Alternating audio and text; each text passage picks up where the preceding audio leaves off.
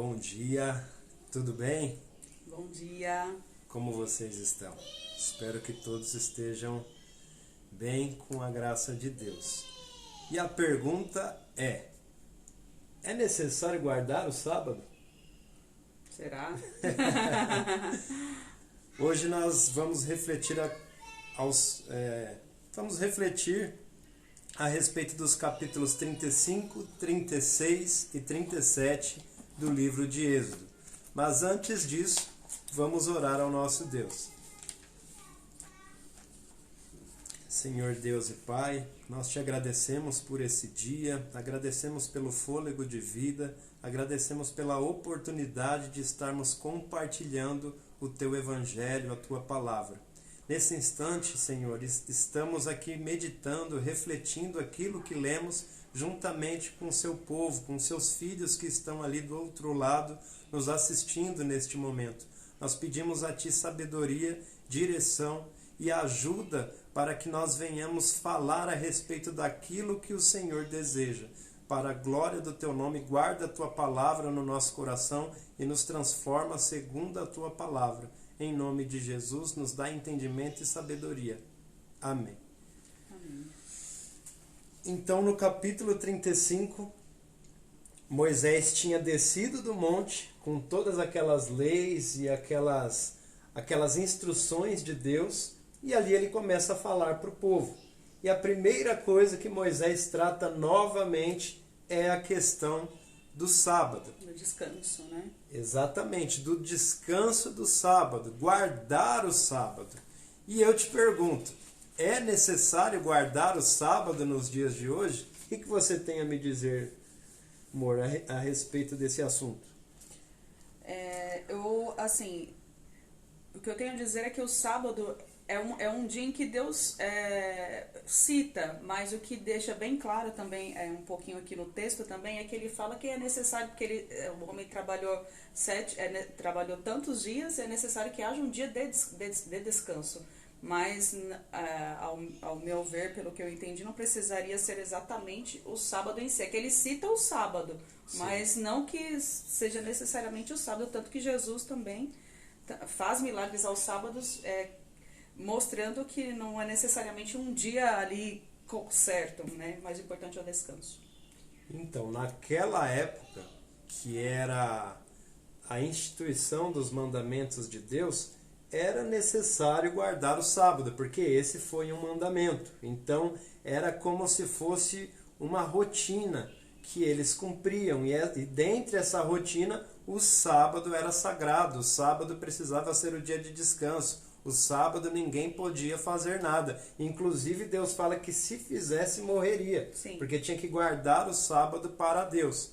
Mas o tempo foi passando, Jesus veio, e Jesus mudou um pouco esse cenário, mudou essa situação. Ou seja, o descanso continua sendo necessário para todos nós. Porém, ele não precisa ser necessariamente no sábado. Mesmo porque o próprio Jesus indaga: por acaso não é lícito fazer o bem no sábado? Não é lícito salvar alguém no sábado? Porque Jesus curou, fez milagres no sábado. Sim. Então, o que Jesus estava dizendo? Olha, aquilo que for bom, nós podemos sim fazer no sábado, inclusive trabalhar. O importante é descansarmos e dedicarmos um dia, ou na verdade todos os nossos dias, dedicarmos a nossa vida, aonde nós formos e o que nós fizermos, nós devemos dedicar a Deus. Porque assim, nós temos, quando nós lemos o Antigo Testamento, nós temos que ler, claro, nós podemos trazer para a nossa vida como uma reflexão e aplicar em algumas coisas, pensando, trazendo, poxa, né, que se ver naquela situação, muitas vezes, mas nós temos que lembrar que isso aqui são fatos históricos, né, onde tudo estava sendo constituído, era o início de tudo. Deus estava estabelecendo as suas leis ali para aquele povo, tanto que Moisés, né, foi o precursor justamente dessas leis, aonde ele que passou todas as leis para Moisés, e Moisés também passou para o povo, que também Deus também até passou para o povo, né, ali no pé do monte, quando ele foi passar os mandamentos, né. Sim. E depois disso, Moisés pede para que Deus que eles trouxessem especiarias, trouxessem ofertas, trouxessem ouro, trouxessem tudo aquilo que era necessário para construir aquilo que Deus pediu, Sim. que era a arca, o tabernáculo, as vestes dos sacerdotes, o que mais? O castiçal. Sim. Então, várias coisas eram construídas ali, precisavam ser construídas. Então, Moisés pediu para que o povo trouxesse voluntariamente as ofertas dessas especiarias, dessas pedras preciosas, de madeira, de cetim e todas essas coisas, de ouro, prata, cobre. E as pessoas começaram a levar essas ofertas. E me chama a atenção... Deixa eu ver se isso que te chama a atenção é o mesmo que me chamou a atenção. Vamos lá, irmãos, vamos ver. E me chama a atenção que no capítulo 36 diz que aquilo que o povo estava levando voluntariamente começou a sobrar. Sim. E os sábios que Deus tinha preparado para construir aquelas coisas todas, toda aquela obra, Deus separou sábios para construírem. Deus deu inteligência e sabedoria para algumas pessoas da tribo de Judá, 3 homens na realidade. Essa sabedoria foi dada para eles e essa capacitação para que eles construíssem tudo aquilo que Deus tinha pedido, porque na realidade era uma coisa inovadora. Na época ninguém sabia como fazer aquelas coisas, mas Deus deu a sabedoria e deu a inteligência, o conhecimento para que as pessoas construíssem. E ali começaram a chegar todas as ofertas. Então, mas o que sobrou as ofertas. Agora eu vou falar o que chamou a atenção. O quê? É que o povo, os construtores disseram, olha, essas ofertas que o povo trouxe já basta, estão sobrando. Peça para o povo pararem de trazerem as ofertas. Bem parecido com o dia de hoje, né? Ou não? Não. Na verdade, assim, o que me chamou a atenção também em relação ainda às ofertas é que Deus, diz aqui, né, no versículo 21 do 35, e veio todo o homem a quem o seu coração moveu. E todo aquele cujo espírito voluntariamente o excitou e trouxeram oferta alçada ao Senhor. E aqui fala, todas as mulheres, no 26, e todas as mulheres cujo coração as moveu em sabedoria, fiavam os pelos das cabras. E assim, também, aqui também fala, no 36, no primeiro versículo, também fala a mesma coisa, né? Que Deus deu a sabedoria e a inteligência. Então, assim, o que você acha? Foi o Senhor quem deu colocou essa voluntariedade no coração dessas pessoas para fazer essas ofertas? Ou essa parte de voluntariamente falando é algo voluntário mesmo, que as pessoas por si mesmo fizeram? Eu entendo que a nossa filha tá precisando de ajuda. Mas enfim, eu entendo que essa oferta que o povo levava era voluntária mesmo.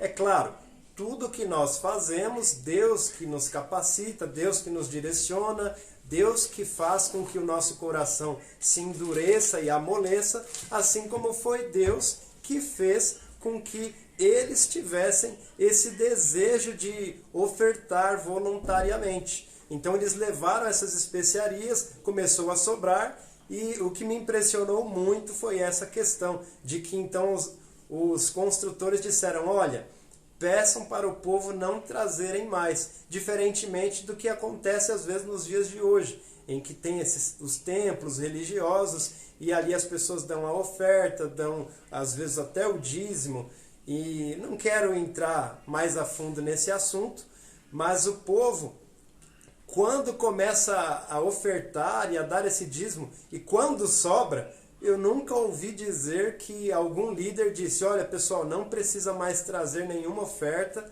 porque esse mês aqui já está sobrando. Então é um cenário bem diferente. A questão da honestidade, do foco. Para que eram as especiarias? Para que eram as pedras preciosas? Para construírem determinados objetos que Deus havia instruído para que construíssem. Então, se o nosso foco é arrecadar as finanças, arrecadar dinheiro na realidade, com o objetivo, quando esse objetivo é cumprido, o que se faz com o restante? Isso é importante de nós analisarmos, de nós refletirmos, porque tem a ver com a honestidade, com o foco, com a sinceridade. Então vamos lá. Depois disso, aí eles começaram a construir. Aí essas pessoas que foram dotadas de sabedoria foram ali como os percussores, os responsáveis pela construção das tábuas do tabernáculo, da cortina do tabernáculo, do véu. Aí no capítulo 37, eles vão construir a arca. Aí fizeram a tampa da arca da aliança, né, que é onde no futuro foram carregados os objetos ali que eram considerados sagrados, como a vara de Arão e outras coisas foram colocadas ali dentro daquele recipiente. Então fizeram tudo conforme Deus já tinha instruído nos capítulos anteriores que nós já lemos. Deus instruiu Moisés minuciosamente como deveria ser cada um desses objetos. Cada uma dessas construções já tinha essa instrução, e então eles começaram a construir segundo essas instruções.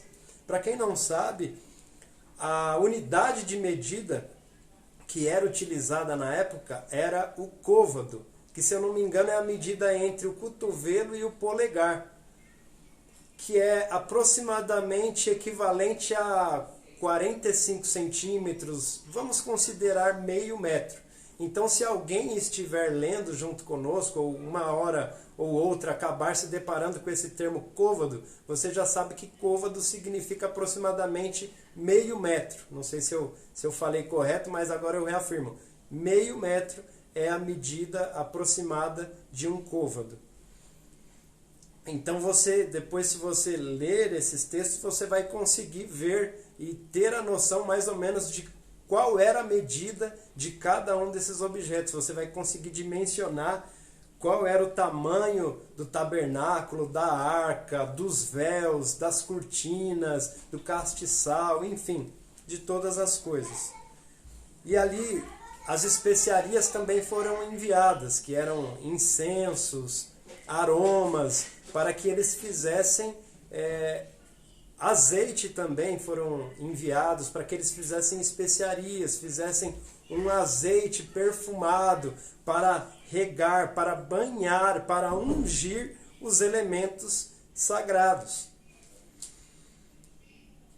E assim termina o capítulo 37.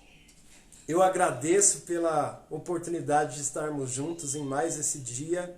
Amanhã nós estaremos novamente com os capítulos 38, 39 e 40 do livro de Êxodo também. Então, se você puder, acompanhe essa leitura com a gente, tá bom? Muito obrigado, um ótimo dia, que Deus abençoe e um grande abraço para vocês. Tchau, tchau.